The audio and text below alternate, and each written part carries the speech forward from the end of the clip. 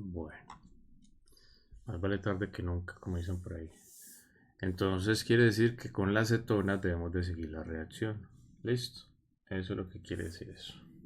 Entonces llegamos a la reacción. ¿Qué va a suceder entonces? Vea, otra molécula de reactivo a Grignard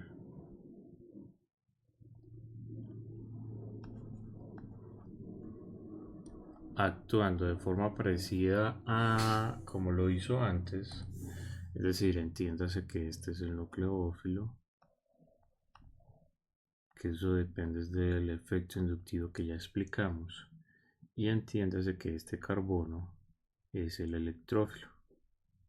Claro que si usted me dice, profe, ese carbono del grupo carbonilo de la acetona es menos electrófilo o es un electrófilo menos poderoso que el que teníamos inicialmente con el halogenuro de ácido.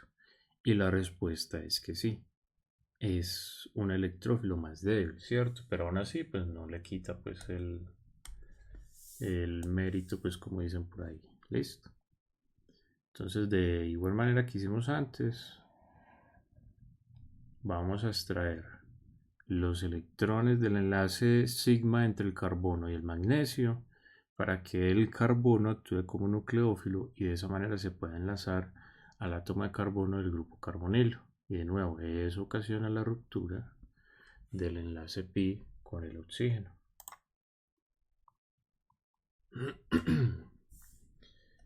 Y miremos a ver a dónde llegamos. Pregunta, ¿cómo será la tensión estérica ahí? En esa reacción.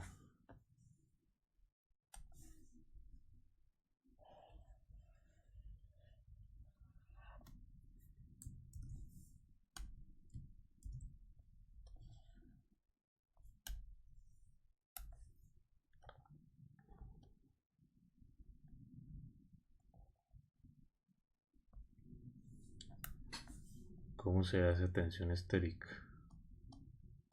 ¿Será muy grande? ¿Será poca? ¿O será que no nos No, interesa? muy ¿Cómo? alta porque es que el mismo carbono está unido a un oxígeno y a tres cadenas carbonadas. Debe ser altísima la tensión que maneja ese carbono. Ajá. ¿Y eso qué implicancias tendrá para el mecanismo? ¿O para la reacción en términos globales? Que sea muy difícil de formar. Ajá. Entonces quiere decir que en este caso el producto final sí será el alcohol terciario que eventualmente vamos a formar o será la acetona.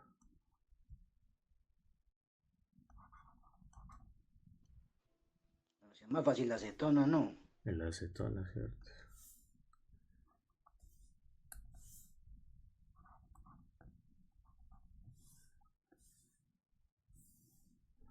Bueno, pregunta.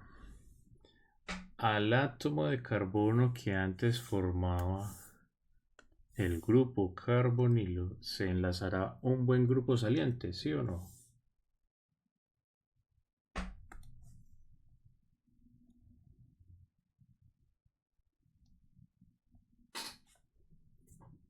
Pues la verdad yo tengo entendido que los buenos grupos salientes son los halógenos. Pues en ese caso no es tan claro. Entonces, la respuesta muy directa, no hay un buen grupo saliente enlazado a ese átomo de carbono, por lo tanto, el doble enlace con el oxígeno no se puede volver a formar. Y entonces en esa situación, ¿qué procede? ¿Qué hacemos? Ponemos a reaccionar ese oxígeno negativo con qué?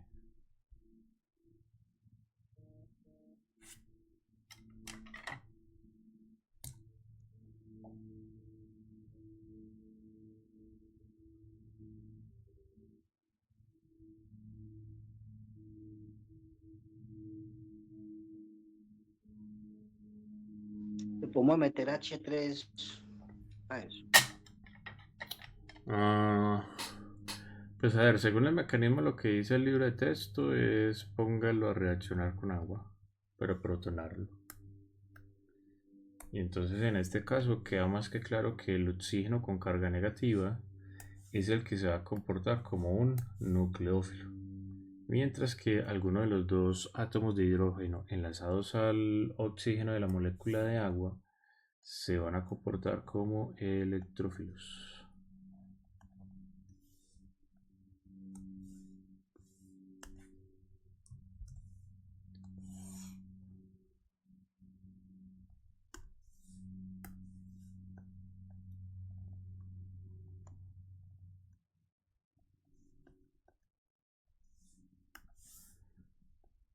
Ujujú. Cosa tan de hambre. Pero así se quedó. Listo. Entonces, de esa manera hemos obtenido un alcohol terciario, ¿cierto? Solo que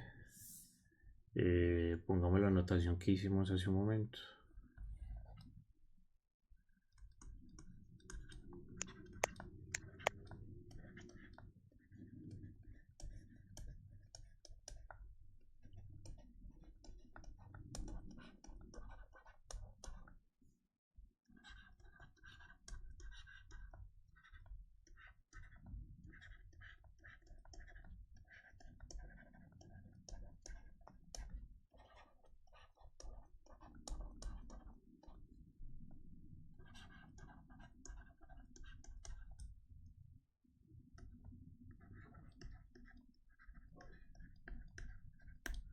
Listo. Y en cambio, la acetona sí sería el producto mayoritario. O el más abundante, como lo quieran entender.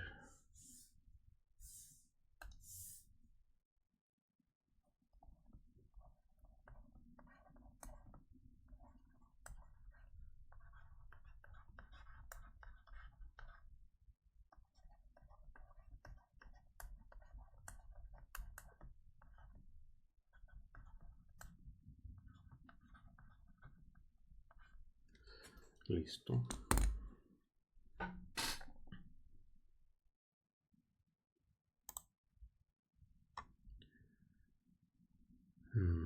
Que está chévere este ejercicio. Nos permitió explicar el efecto de la tensión estérica asociada ¿con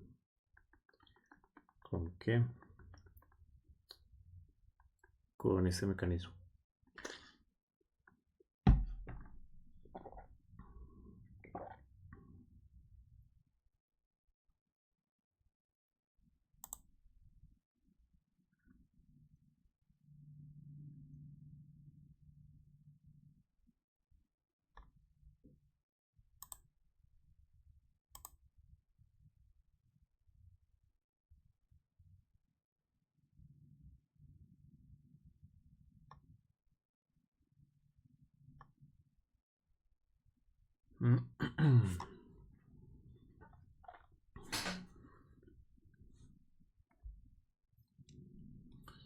Bueno, ustedes que resolvieron acerca del producto de acompañamiento, del PDA.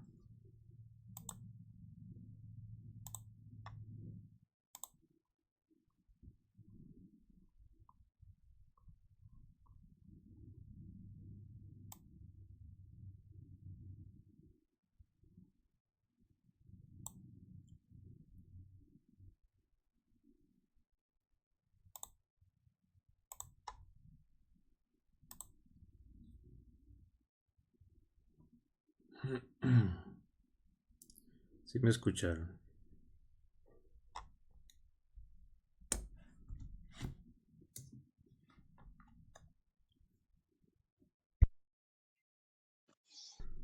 Profe, pues vamos a presentar el acompañamiento que estaba pendiente. Pues a mí los muchachos del equipo me dijeron, no, ya presente su parte y tan pronto sea la fecha, pues lo entregamos juntos. Ah, bueno, está bien así. Los del grupo mío, cada uno le entregaba un punto de lo que nos faltaba. Ya solo faltamos Yarel y yo. ¿Cuál es el grupo suyo? Ah, ya lo Está encontré. Johan, Emanuel. Si yo el grupo de ustedes tengo 1, 2, 3, 4 entregas. Faltan otras 4. Pues Emanuel ya le había enviado una. ¿Cuánto?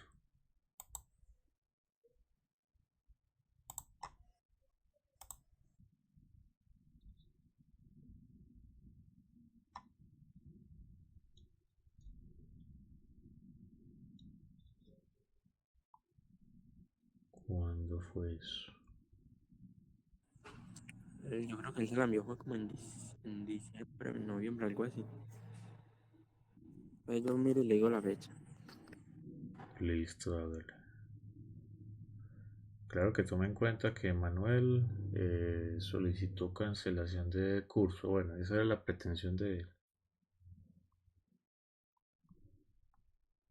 No sé si eso tenga algo que ver ahí.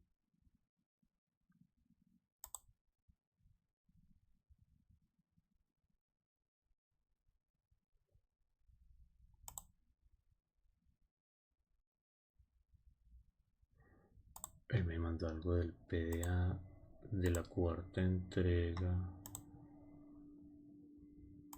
Pues fue el 4 de diciembre.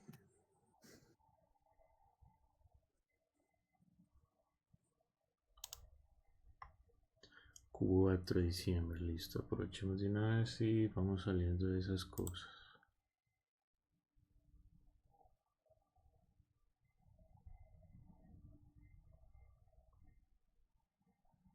Cuatro de diciembre, Manuel. Punto 6. Sí.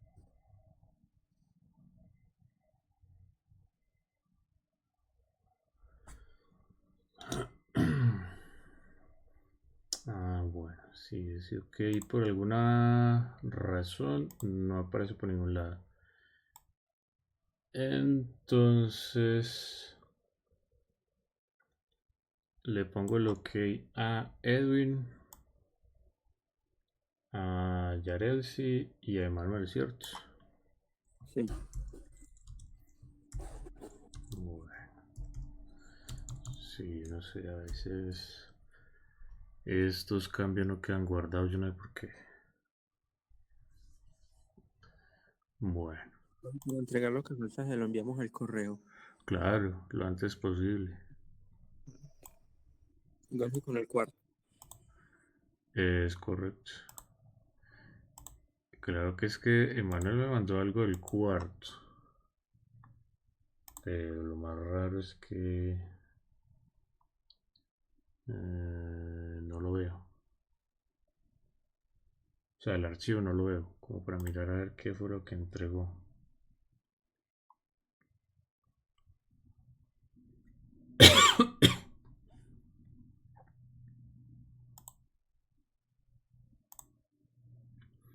Ah, sí, aquí está. Ah, y como ustedes no están viendo, presenta otra cosa. Pantalla completa. Que ustedes puedan ver. Esto es de formación de acetales.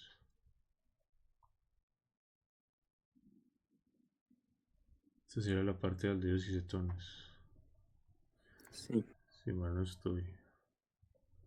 Hidratación ácida. Ajá, está bien. Hidratación básica. Está bien. Formación de cianhidrinas. Está bien. La reducción de Wolff-Kishner. Ah,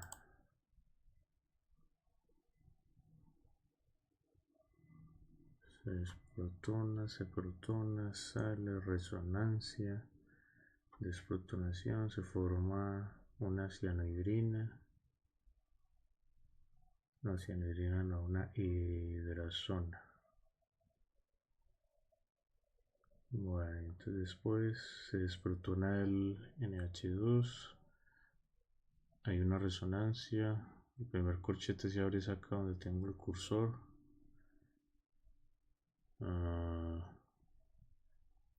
Se protona ese carbono.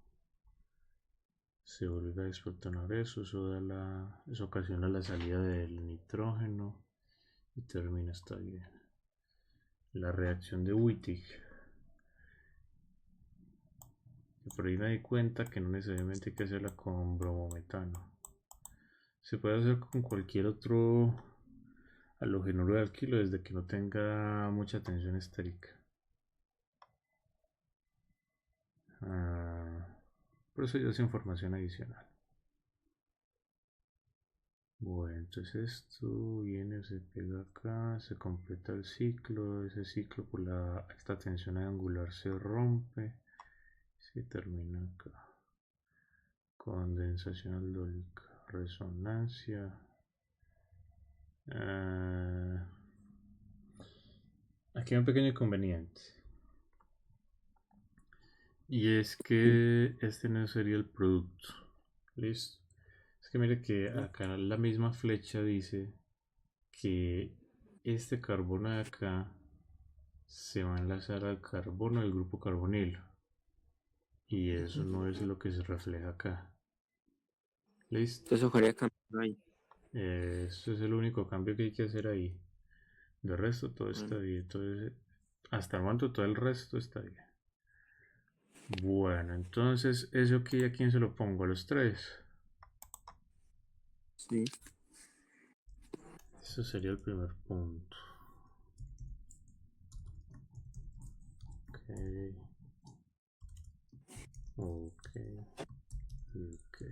listo. Vamos con el que sigue. Ah, no, pero yo puse mal esa. Ok. Ve, y la señorita Faust, pues aunque. Ella definitivamente se desligó de ustedes. Pues ya hablé con ella y ella me dijo que ya le había que la estructura a usted, que para que le hiciera los cambios. Ajá. Pero de ahí no me pasó más nada. Y entonces Samuel, ¿cómo hizo lo que hizo?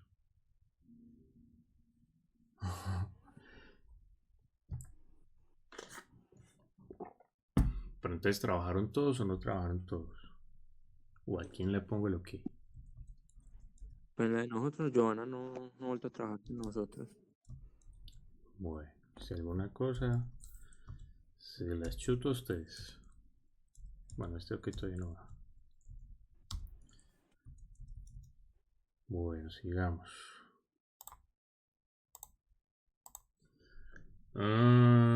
Formación de cloruros de ácido. Esto viene, se enlaza acá. Eso todo como raro ahí. Listo. Se desprotona. Se enlaza el cloruro. Sale. Listo.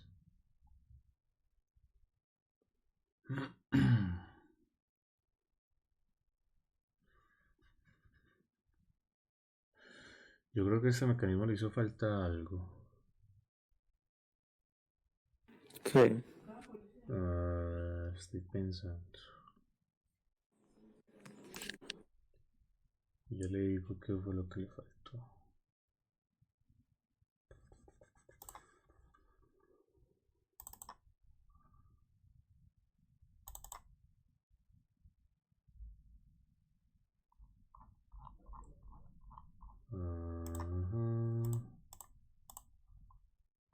Esterificación de Fischer, hágalo.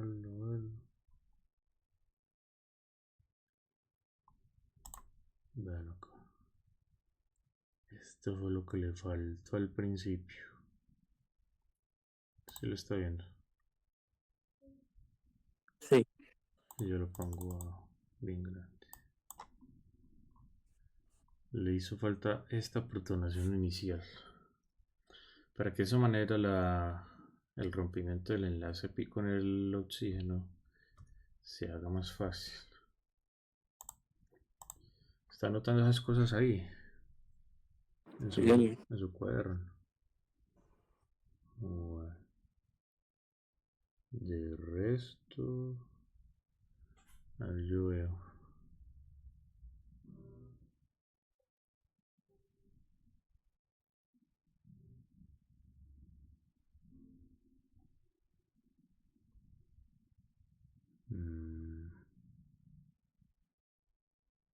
Sea la salida de uno de los dos oxígenos, desprotonación, listo.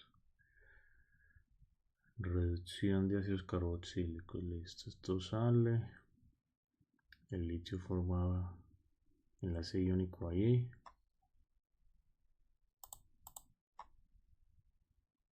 Bueno, ahí se enlaza este oxígeno al aluminio. Ajá, se da una resonancia y la participación posterior de uno de los tres hidrógenos enlazados al aluminio. Listo. Se vuelve a formar el grupo carbonilo y eso ocasiona la salida del aluminio. Luego otro hidrógeno viene y se enlaza acá. Y el oxígeno negativo termina enlazándose al aluminio.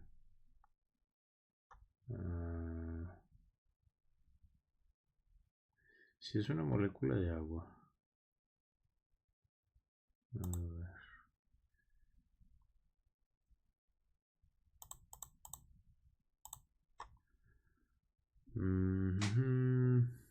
Sí, es una molécula de agua la que interviene ahí, está bien.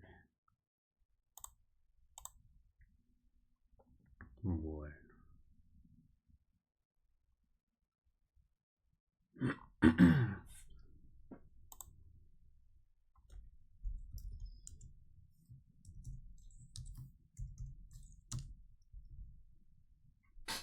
Listo.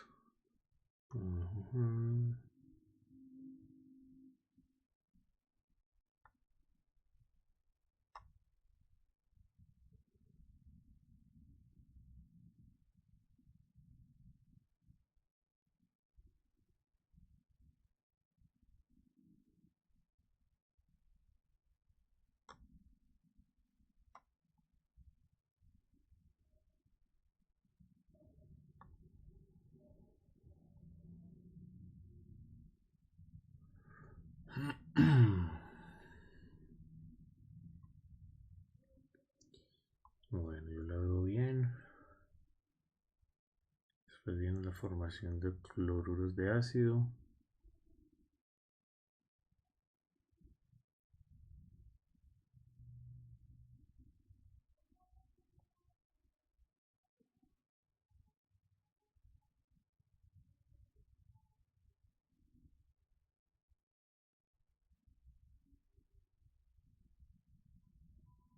Ustedes están escuchando lo que yo estoy escuchando.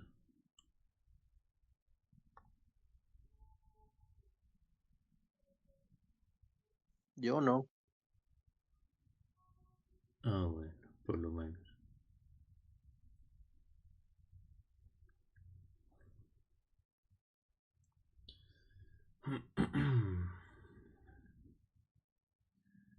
Empezaron muy temprano en el colegio. Lo que pasa es que yo aquí donde vivo, por decirlo de alguna manera, estoy ensanduchado con dos colegios. Estamos. Entonces desde acá se escuchan los actos culturales, los actos cívicos, cualquier reunión que hagan los profesores y que utilicen megáfono o algún sistema de amplificación de sonido. Aquí escucha de todo.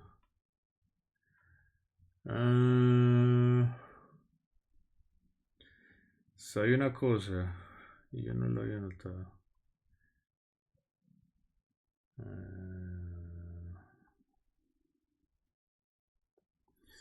Entonces debido a eso le va a tocar repetir todo eso de aquí para abajo.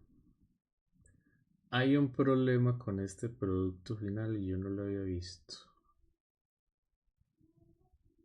Entonces investíguelo y conversamos. Bueno, Listo. listo. Bueno, y ya. Entonces quedaría pendiente eso. Bueno, a ver quiénes más estamos acá. Ah, bueno, los de ahorita.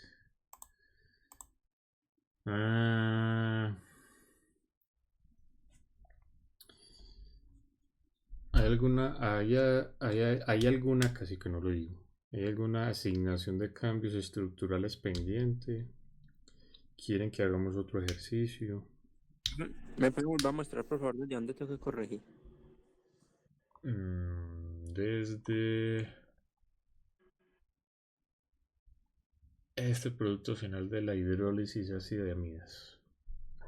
Desde ahí está el problema.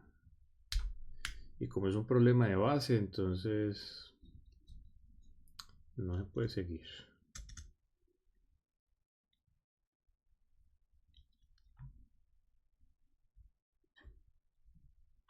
Listo, el problema en específico está con este producto de acá que obtuvieron ahí.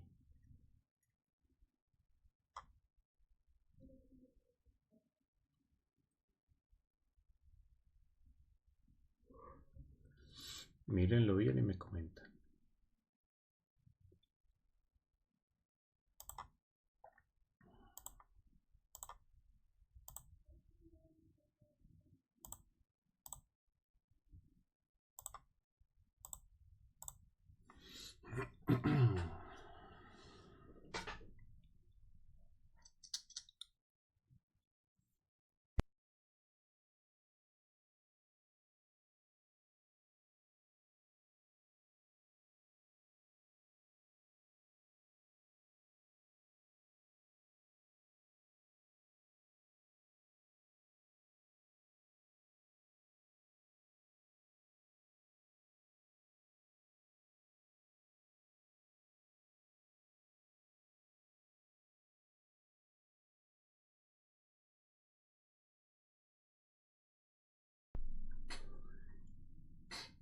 Sin pena, muchachos, propongan. Ustedes son los dueños de este espacio.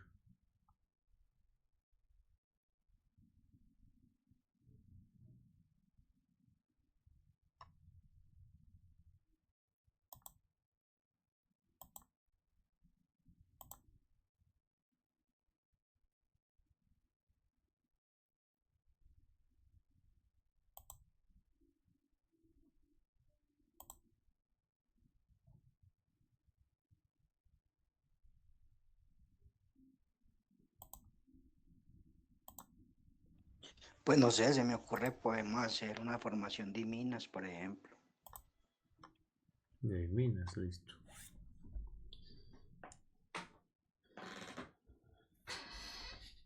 Claro que eso ya es tema. Ya eso sería uno de los ejercicios a hacer el próximo miércoles. Entonces lo dejamos por el miércoles.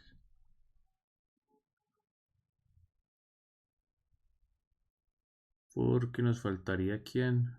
Dylan. Sí, es Dylan. Creo que sí. Porque si Dylan estuviera acá, lo haría de una. Y con eso aprovechamos más el tiempo del miércoles. Bueno, entonces para este miércoles, el tema que vamos a tratar para que se lo estudien serían aldehídos y cetonas. Listo. Entonces les voy a decir cuáles son las reacciones. Las voy a mostrar, mejor dicho. Para que una vez tomen nota y si son tan amables.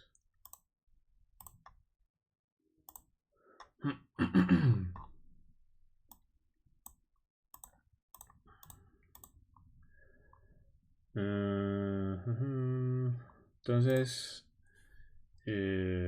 recuerden que para aldehídos y cetonas, pues también se tiene en cuenta el reactivo de Grignard. Que si bien este mecanismo lo vimos por allá en alcoholes, listo, aquí también hay que incluirlo. Lo mismo que el de reducción de grupos carbonilo. Vale. Pero recuerden que aquí hay que hacer una anotación, que es la que yo les hacía creo que el pasado viernes. Y es que este mecanismo que yo les mostré en su momento solo nos sirve para aldehídos y cetonas. ¿Listo? ¿Por qué? Porque resulta que el mecanismo para reducir un éster es diferente y el mecanismo para reducir un ácido carboxílico también es diferente y así sucesivamente. ¿Listo? Entonces ese mecanismo que vimos en su momento para aldehídos y cetonas para reducir sus grupos carbonilo solo va a servir para esos dos grupos funcionales. ¿Listo? Bueno, entonces está el mecanismo de formación de minas, que lo más probable es que lo hagamos con un ejemplo. Está el mecanismo de formación de acetales. Que lo bacano de este mecanismo es que es un mecanismo muy especial, o bueno, que pertenece a una familia de reacciones muy especiales que reciben el nombre de reacciones de protección de grupos funcionales. Listo.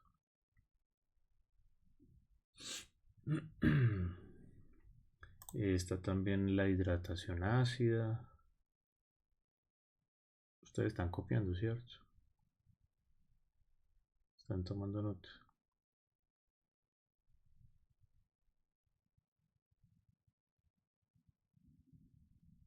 Este mecanismo tal como lo ven ahí en la imagen, en la diapositiva, está extraído de las notas de clase del John McMurray. Listo. Es decir, que en los documentos que están ahí en el Classroom, ahí lo van a encontrar. Tal cual, porque esto fue sacado tal cual de ahí. Está también la hidratación básica. Listo. Bueno, vean, para que no se me vayan a perder. Miren que acá hay como una especie de corchete y acá hay otro corchete. Listo. Quiere decir que esto que acá es una resonancia. Y lo mismo pasa con estos corchetes de acá. Aquí hay una resonancia. Como para que cuando lo vayan a mirar ahí en las lecturas, pues no se confundan. Listo. Está el mecanismo de formación de cianohidrinas.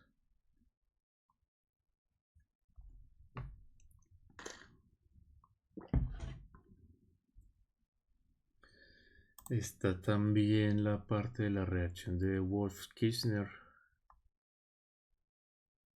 Listo. Que a propósito, vea, esta primera etapa de acá no es nada más ni nada menos que una formación de minas. Listo. Es decir, esta misma reacción de acá. Bueno, la misma no, porque hay algunas cosas que cambian. Dentro del mecanismo no, pero en la estructura de los compuestos que vamos a trabajar sí. Listo. Entonces, esta primera etapa, formación de minas. Vale. Aquí pues hay una resonancia y listo. También está la reacción de Wittig, o como sea que se pronuncie. Eso como se pronunciará. Ya me entró la duda. Permítanme un momento. Yo hago esa búsqueda.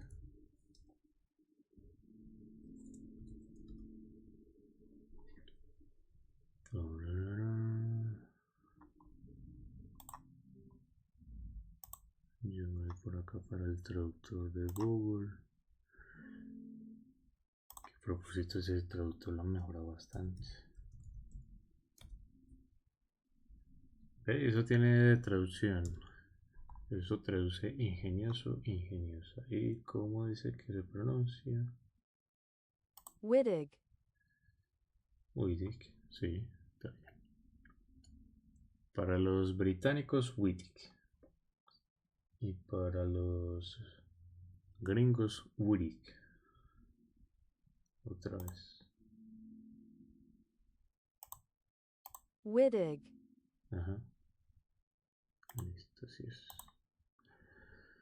Bueno, ¿dónde vamos? Cierro paréntesis. Reacción de Wittig.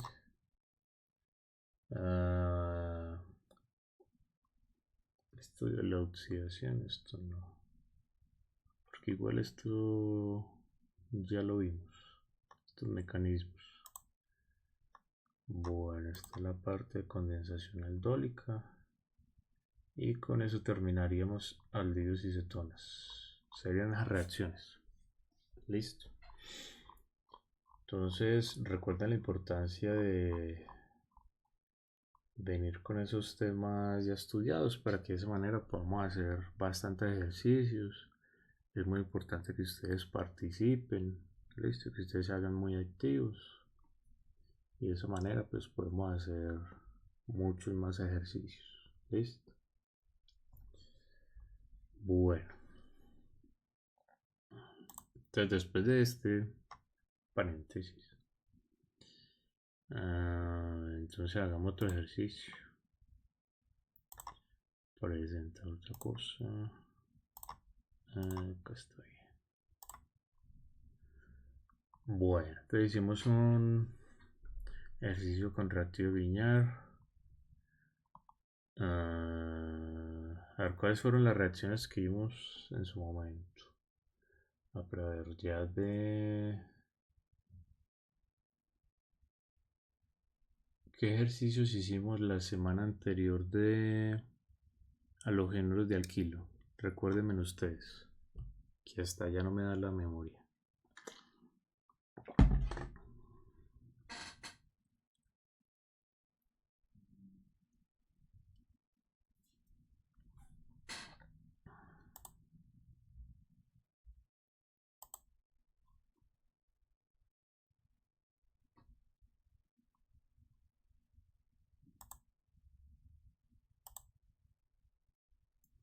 No me diga que se durmieron.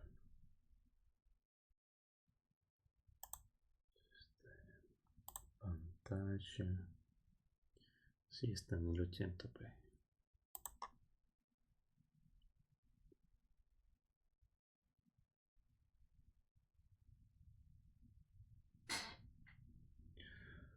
¿Qué ejercicios hicimos en ese momento? A ver, yo recuerdo que de aromáticos hicimos un ejercicio del mecanismo de sustitución electrofílica. Hagamos un ejercicio de sustitución nucleofílica entonces.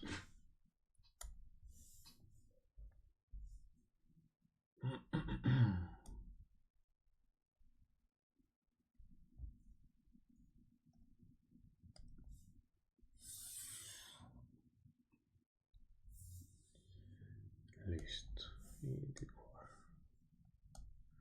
¿Les parece? Sí, claro. Y si no, pues igual lo voy a hacer.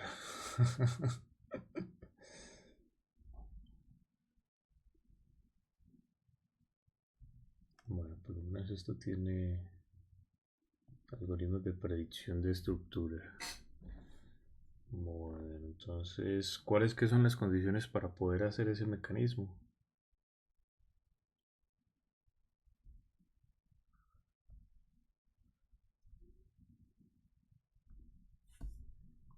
Profe, el de la sustitución nucleofílica aromática. Exacto. El anillo tiene que tener un grupo aceptor de electrones. Ajá. El anillo también tiene que tener un grupo saliente, un halógeno, por ejemplo. Un halógeno. Sí, señor. Y el grupo saliente se encuentra en la posición orto o para respecto del grupo aceptor de electrones. Bueno, que no está del todo correcto es al contrario. El ¿Cómo así? aceptor de electrones o extractor de electrones debe estar en las posiciones orto para de preferencia respecto a donde está el halógeno. Claro que le voy a hacer una precisión ahí con lo primero que me dijo. Y es que la presencia o no, bueno, la presencia del aceptor de electrones o extractor de electrones no es camisa de fuerza. ¿Listo? Esa no es una camisa de fuerza. Es decir, que si no está, no se puede hacer la reacción. No. Listo. Bueno, entonces debe estar en la posición orto para... estoy totalmente tentado a hacerlo así como está ahí. Entonces hagámoslo así para que una vez caigan ustedes en la cuenta de eso. ¿Qué nucleófilo utilizamos? Díganme uno. Durante el curso hemos visto muchos.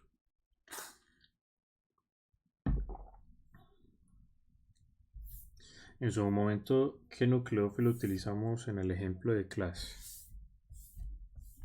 OH menos. Entonces hagámoslo con un cianuro.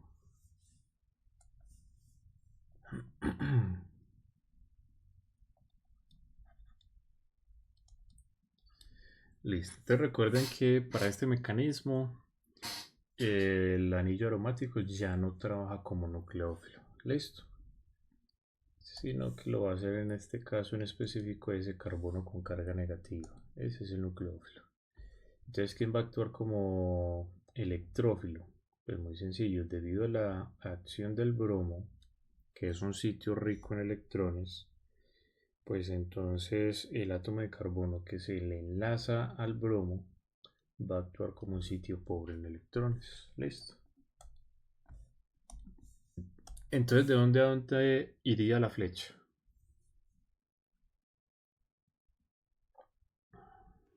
Del carbono negativo al carbono que está enlazado al bromo. Así, tal cual. Bueno, ¿y eso qué va a ocasionar?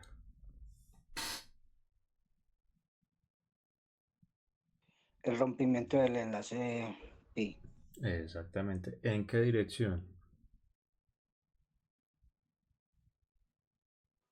Contrario a donde está el bromo. Es correcto. Ese enlace siempre se va a romper en la dirección opuesta ¿a qué? A donde se enlaza el bromo, como le dijo Jonathan. ¿Listo? Estaba buscando otras palabras, pero bueno. Están muy bien utilizadas.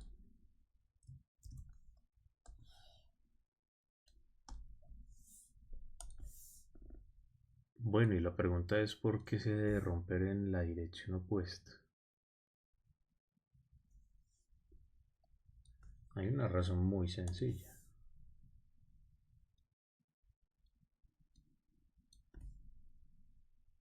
¿Por qué se deberá romper ese enlace en esa dirección?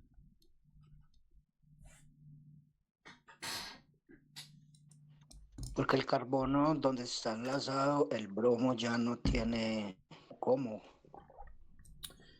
Esa es una forma de pensarlo, pero hay otra más concluyente.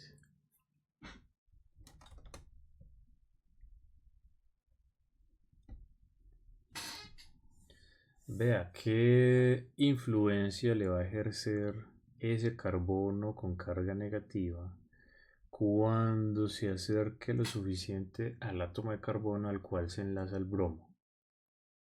Bueno, ¿cuál va a ser la influencia de ese carbono con una carga negativa sobre los dos electrones del enlace pi? ¿Los va a atraer o los va a repeler? Los va a repeler. Claro, entonces por eso, debido a esa repulsión, es que ese enlace se debe romper en la dirección, en esa dirección y no en otra. Listo, y no en la contraria. Bueno, entonces recuerden que hay que hacer resonancia.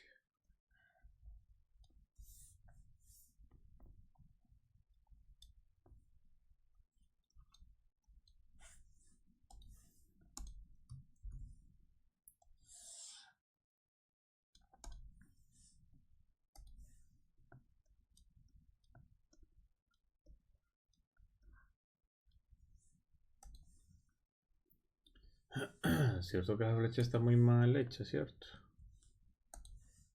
Aquí la resonancia es muy diferente.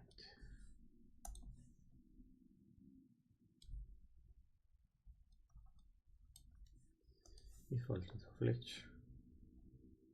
Porque es que la formación de del enlace pi indicado con esa primera flecha va a ocasionar el desplazamiento de ese otro enlace pi.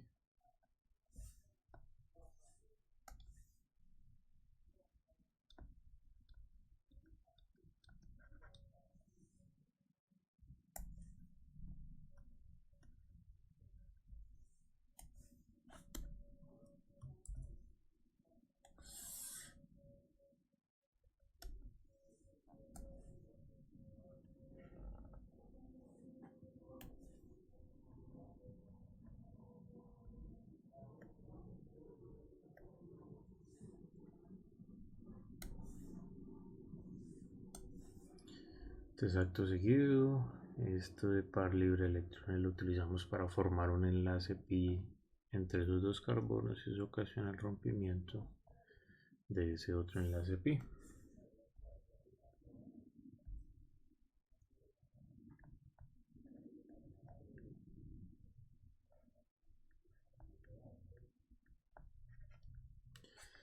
Listo. Y una vez que la resonancia tiene lugar, entonces se da la recuperación del carácter aromático del anillo y eso ocasiona la salida en este caso del bromo. Yo creo que nos cabe.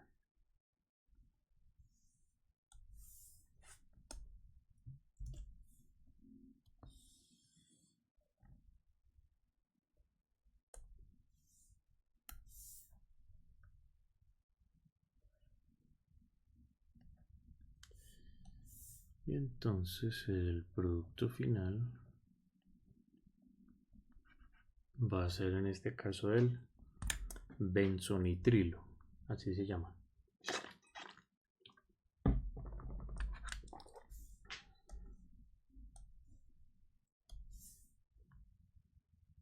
Ese es el nombre común.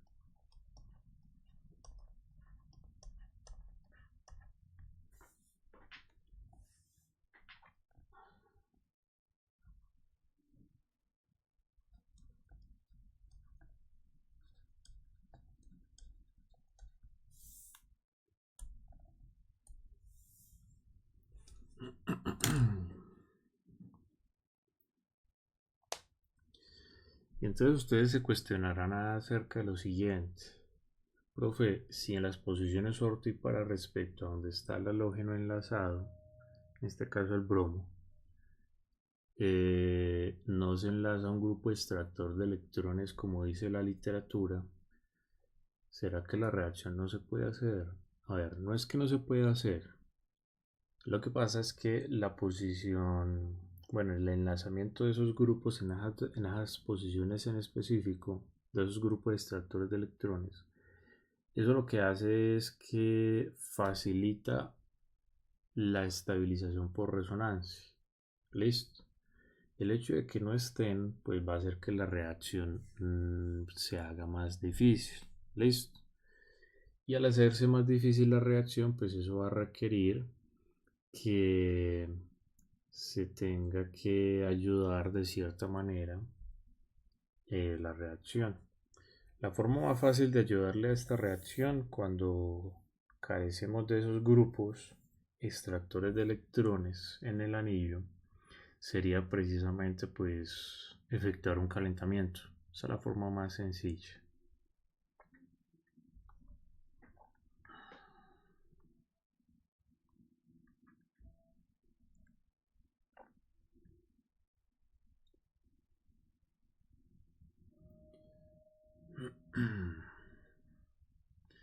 A ver, ¿de qué más nos haría falta hacer ejercicios? De reactivo lineal ya hicimos.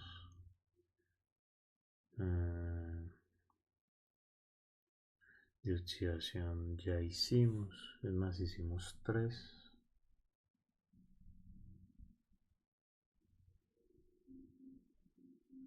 De reducción de grupos carbonilos ya hicimos.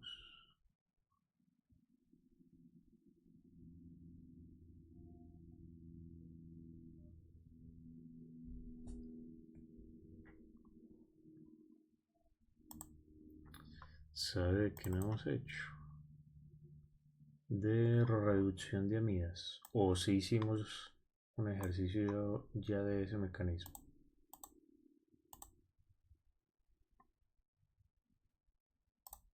Que yo sinceramente no me acuerdo.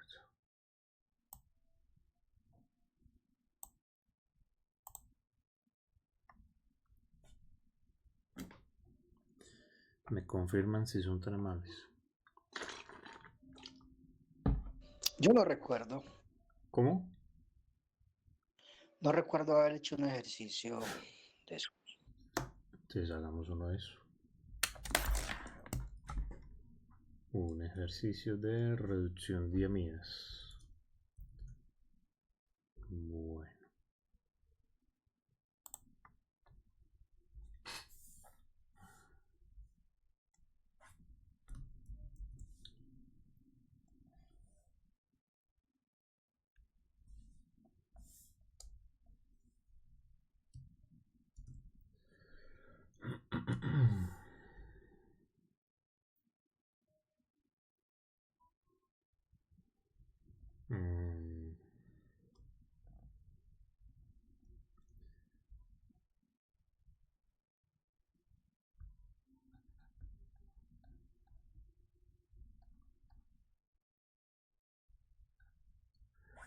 Listo, hagámoslo con esta estructura.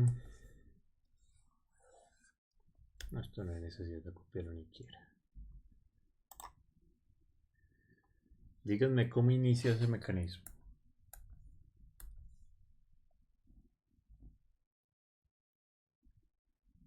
Pues para empezar, el agente reductor que debemos de utilizar es este.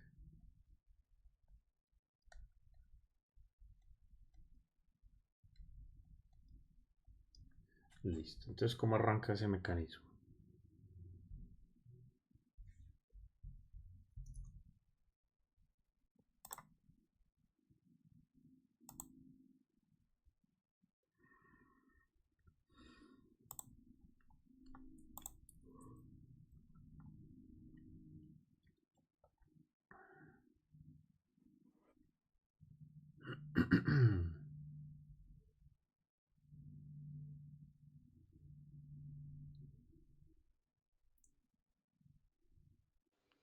Pues yo diría que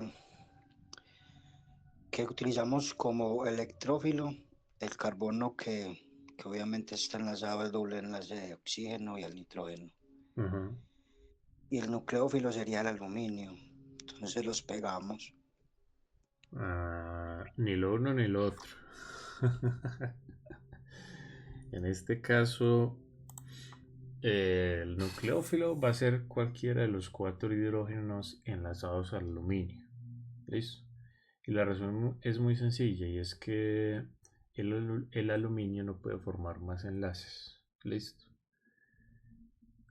Ustedes se preguntarán por qué. Bueno, resulta que el aluminio en su capa de valencia solo tiene 4 orbitales para poder formar enlaces. Entonces podría formar un máximo de 4 enlaces. Por eso es que el aluminio no puede formar un quinto enlace. ¿Listo? Eso por un lado. Por otro lado, pues debido a la formación de esos 4 enlaces con esos hidrógenos, pues el aluminio pues también está, digámoslo así, obstruido. ¿Listo? Bueno, entonces el nucleófilo va a ser cualquiera de esos 4 hidrógenos. Por ejemplo, este de acá. ¿Vale? ¿Y el electrófilo quién será? Pues en este caso el mecanismo nos propone que sea cualquiera de los 2 hidrógenos enlazados al nitrógeno de la amida, ¿cierto? Entonces, de entrada, aquí hay que tomar una consideración muy importante. Y es que, por ejemplo, si esos 2 hidrógenos no estuvieran ahí, sino que en su lugar tuviéramos cadenas carbonadas, pues esa amida no se puede reducir, listo. Precisamente porque el mecanismo nos propone que al principio hay que utilizar un hidrógeno enlazado al nitrógeno de la amida, listo. Entonces, por ejemplo, eso lo deberíamos de poner aquí a un lado. Si tiene, por ejemplo, esta amida,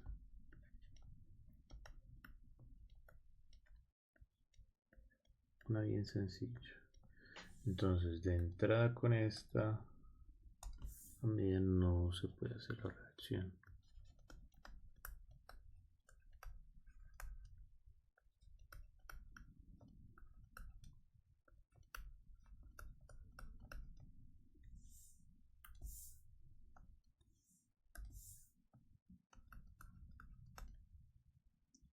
Listo.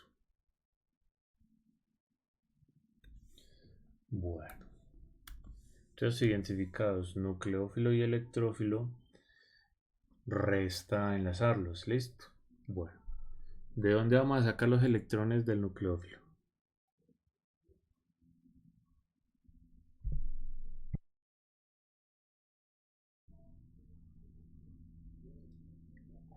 ¿De dónde?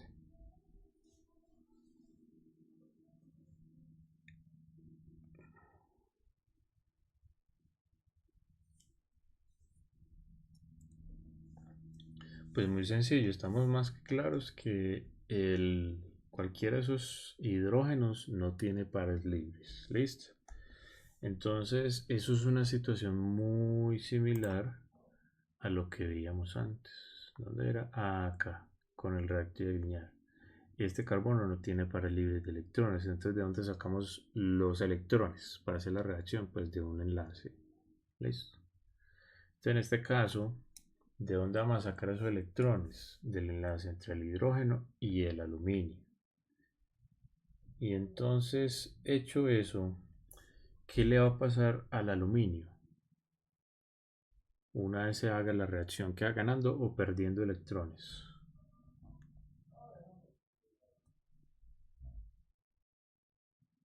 Queda perdiendo electrones. Queda perdiendo electrones. Entonces, ¿qué le va a pasar a la carga negativa del aluminio? Pues se va a neutralizar. ¿Listo? Bueno, ¿quién está aportando los electrones para la formación del enlace entre el hidrógeno de arriba y el hidrógeno de abajo? Pues es el hidrógeno de arriba. Entonces, ¿qué vamos a hacer con los dos electrones del enlace entre el hidrógeno de abajo y el nitrógeno?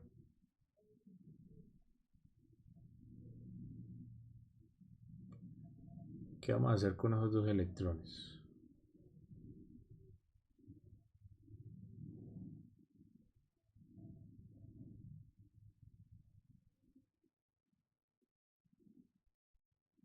Pues se los damos al nitrógeno. Así de sencillo. Entonces ya pues, ya vamos a esto.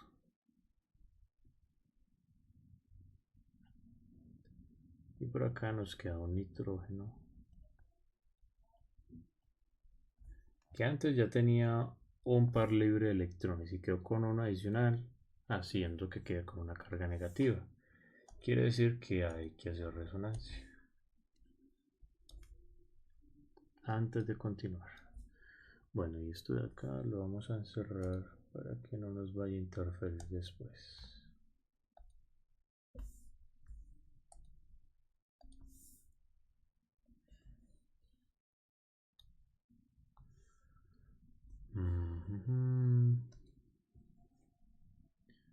Dejémoslo así. Listo, así está más que bien. Está muy bien.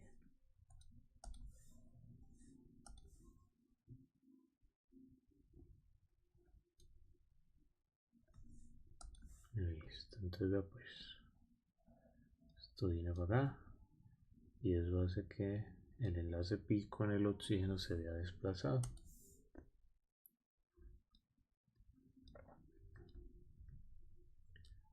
Formando un doble enlace entre el carbono y el nitrógeno y el oxígeno, nos irá quedando con carga negativa. Esos pares libres no se ven, no. Listo. Ahora sí. Bueno, ya hicimos la resonancia. ¿Con qué continuáramos? Pues muy sencillo con lo siguiente. Bueno, pregunta. Como el aluminio pierde esa carga negativa, ¿qué sucederá con el litio?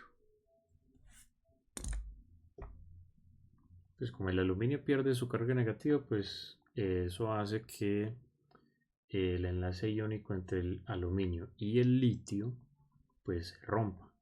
¿Listo? Entonces, ¿qué pasará con el aluminio? Con el litio, muy sencillo. Él queda por acá en el intermedio. ¿Listo?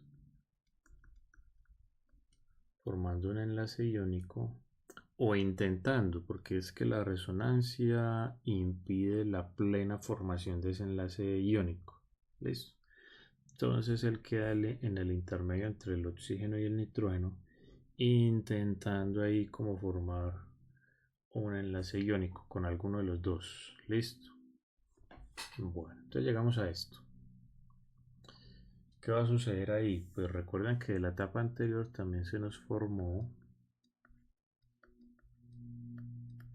este hidruro de aluminio. Listo. Entonces, ¿qué va a suceder ahí? Pues lo siguiente, una vez que se establece en pleno la resonancia, el oxígeno con carga negativa se va a poder enlazar al aluminio.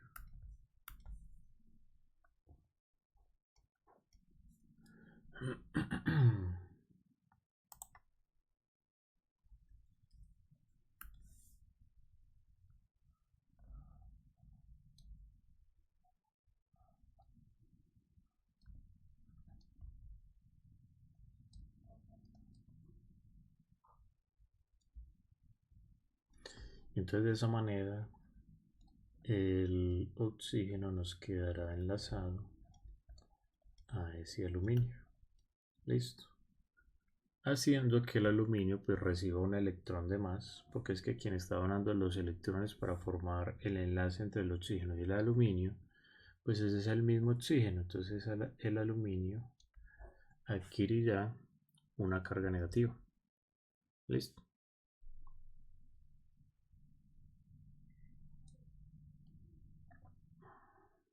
Profe, y el litio queda por ahí volando al lado del aluminio, supongo. Exactamente, como el litio está por ahí cerca, entonces una vez se forma ese enlace, le va a permitir poder formar de nuevo un enlace iónico con el aluminio. Muy bien.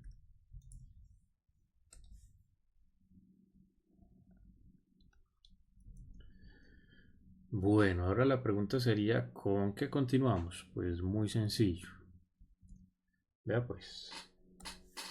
Otra molécula del mismo agente reductor, es decir, otro hidruro de litio y de aluminio,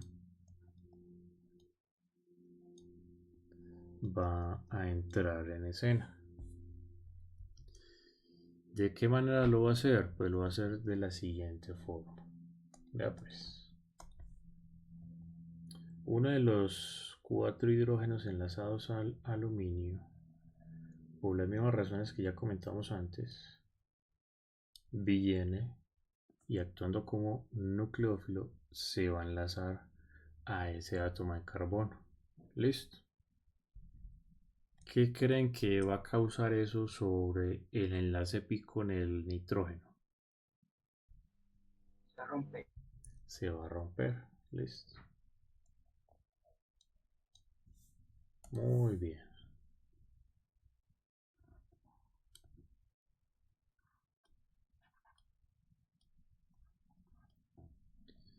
Haciendo que entonces el nitrógeno adquiera una carga negativa. Recuerden que el nitrógeno de por sí pues ya tiene un par fijo de electrones. Listo.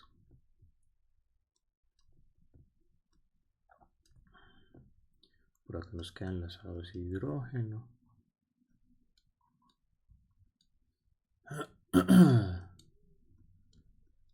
Yo no sé hoy por qué me está dando dificultad elevar el tono de voz. Por eso me están escuchando así como el tono bajo.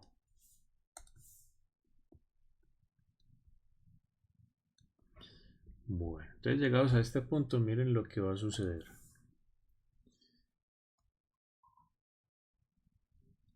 Ese enlace pi entre el nitrógeno y el carbono se va a volver a formar y eso va a ocasionar la salida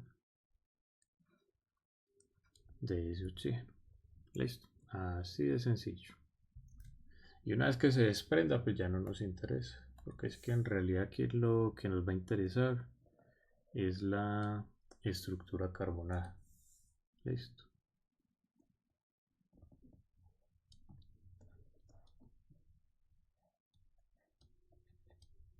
Y de esta manera pues hemos formado una imina.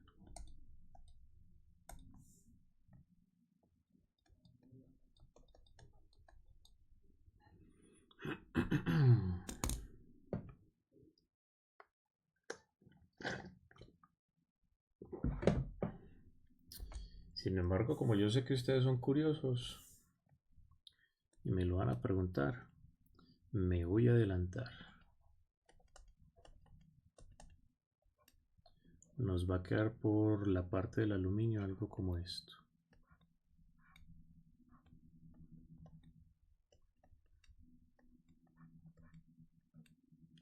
Este aluminio ya formaba un enlace iónico con ese litio.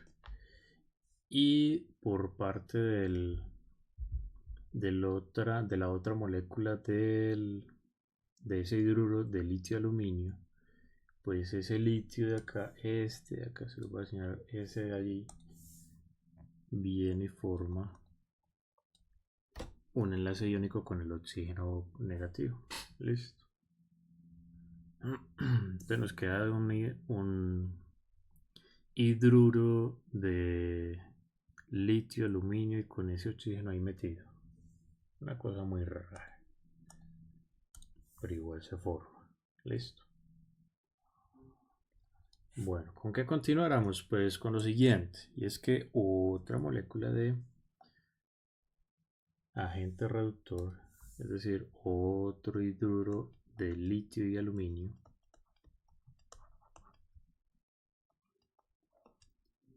va a venir y actuando como nucleófilo, cualquiera de esos cuatro hidrógenos, por las mismas razones que ya explicamos al principio, pues va a enlazarse al átomo de carbono que se enlaza al nitrógeno. Listo, eso ocasiona la ruptura del enlace pi con el nitrógeno. Entonces miren que a ese átomo de carbono ya nos van quedando enlazados dos átomos de hidrógeno. Listo. Recuerden que ese nitrógeno ya de por sí tiene un par libre de electrones.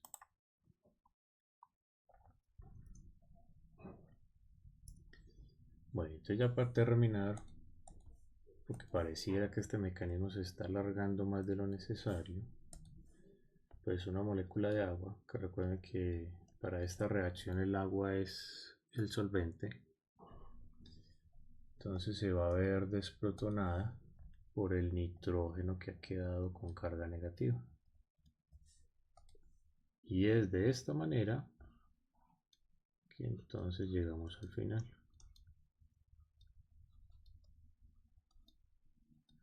Explicando de esta forma por qué el producto final de la reducción de una amida no es un alcohol, sino que es una amina.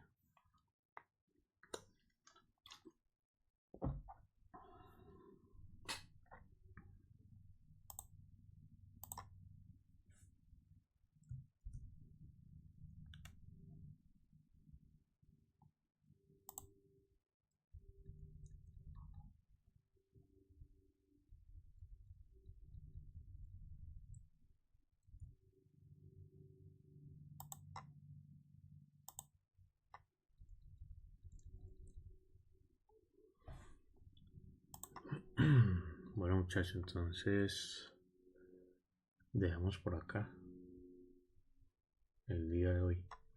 Recuerden que mañana tenemos asesoría virtual, listo, en el mismo horario de siempre, de 1 a 3 de la tarde, ¿vale? Ahí me pueden hacer preguntas del producto de acompañamiento, si están haciendo ejercicios de los talleres o de otro lado y les resultan algunas dificultades, las podemos tratar en ese espacio. Si tienen alguna duda con un concepto, también las podemos solucionar ahí, en ese espacio. Entonces, en ese caso nos veríamos mañana.